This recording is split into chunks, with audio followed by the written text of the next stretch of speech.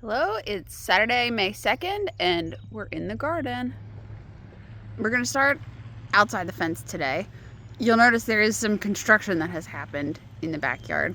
This has been really a series of interlocking projects that for a while actually hinged on Verizon showing up. So, all right, I'm going to try to explain what that is.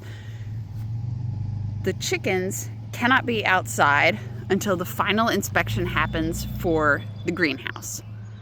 And the greenhouse final inspection has to happen after the greenhouse is finished and after the electrical has been installed. The greenhouse can't be built until we put the gravel into the base of the greenhouse. So the landscaping company wanted to make sure they don't damage the greenhouse. So really just install the base before they come and fill it with gravel.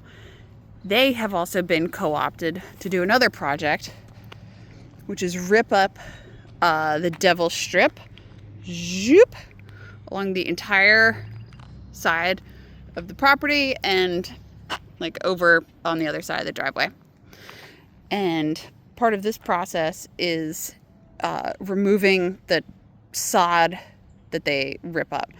They only wanted to make one visit to the property to drop off the gravel and do the this project. And this is so we can plant wildflowers there. I know the utilities leave the house over here and come this way and hit the street. So we needed to do the 811 thing, and Verizon, like the utility companies came out and that was fine. And Verizon, who we have FiOS through, gave us the all clear, and I was pretty certain they were wrong that it was all clear because the FiOS line enters the house, like comes into the basement here. So there's some way it crosses the yard and gets to wherever the FiOS terminal is. So I needed to call Verizon. I called them once. I was like, hey, can you double check that? I don't think that's right. Yes, of course. We'll be right out. It's a high priority ticket. And I called again and was assured it was also a high priority ticket and they'd be right out as soon as can be.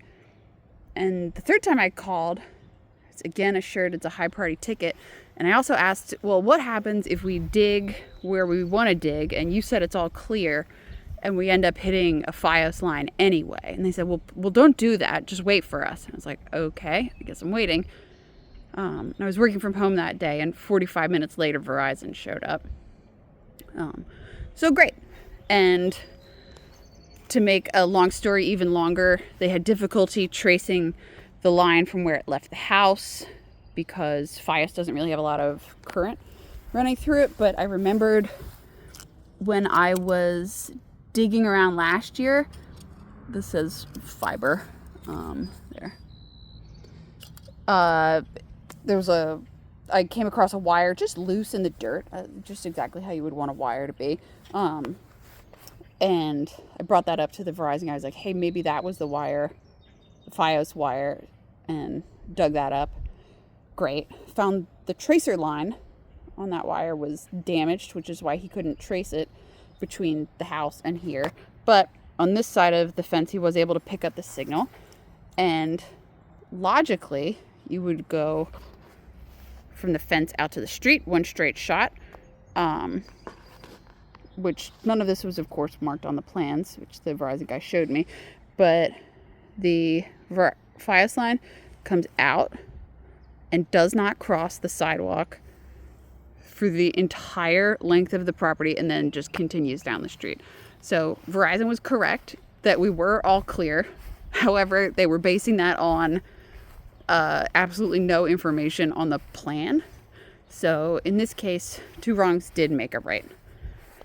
So that was done, and then we were able to have a schedule with the landscaping company to do the gravel and the wildflower beds, and then work with Grandpa and my brother John, who we call Uncle Gooby, and then build the greenhouse.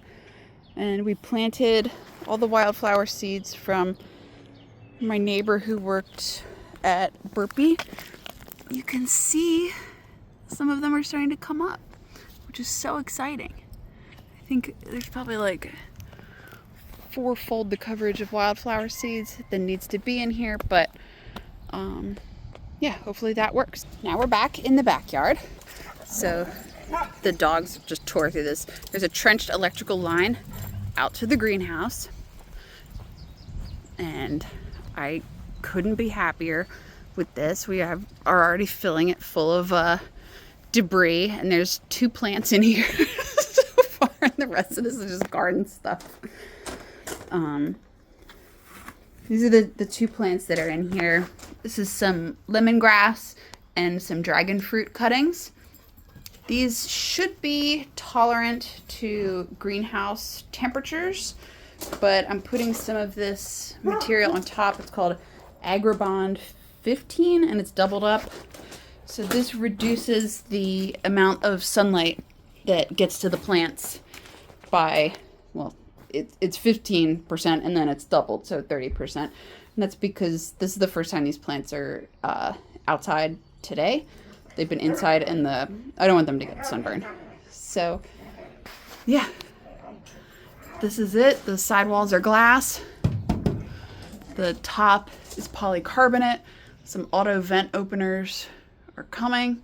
Put a dog bed in here. Declan and I were out here in these chairs reading this morning. And yeah, so we'll continue filling this. I'm looking forward to doing all sorts of fun stuff here. The first build day was getting the 4x4 in the right shape and square and level. And then the first course of the base, which is like from about here down here. So this portion, and then the next little layer is what actually kind of cinches the whole thing down into the 4x4s. So that was the first day, which took a startling amount of time to get all that organized and level and square and blah, blah, blah. Thank you, Grandpa and Uncle Gooby. The second day that they came to help, we got the frame totally up and all of the glass walls installed, which is wonderful. And then a couple days after work last week, Matt and I assembled the roof, and we have most of the gaskets around the walls. So yeah, that's the greenhouse.